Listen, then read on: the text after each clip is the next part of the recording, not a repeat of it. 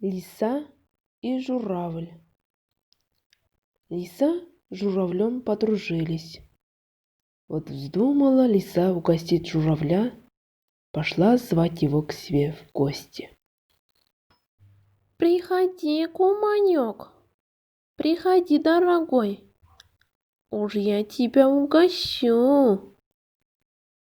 Пошел журавль на званый пир, а лиса наварила манной каши и размазала по тарелке, подала и угощает. Покушай, голубчик куманек, сама стряпала. Журавль стук-стук носом по тарелке, стучал, стучал и ничего не попадает. А лисица лижет себе налижет кашу, так все сама и села. Кашу села и говорит: Не обессудь, куманек, больше почивать нечем.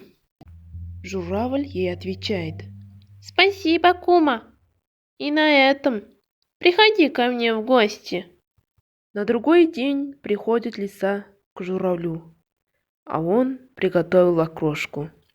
Наклал кувшин с узким горлышком, поставил на стол и говорит: Кушай, кумушка, право, больше нечем почивать.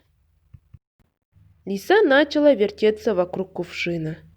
И так зайдет, и так, и лизнет его, и понюхает-то.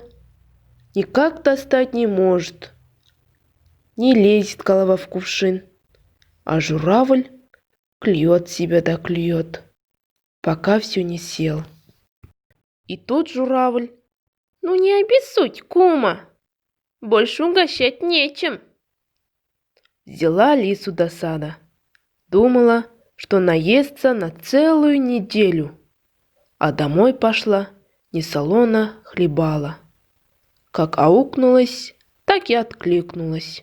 С тех пор и дружба у лисы с журавлем врозь.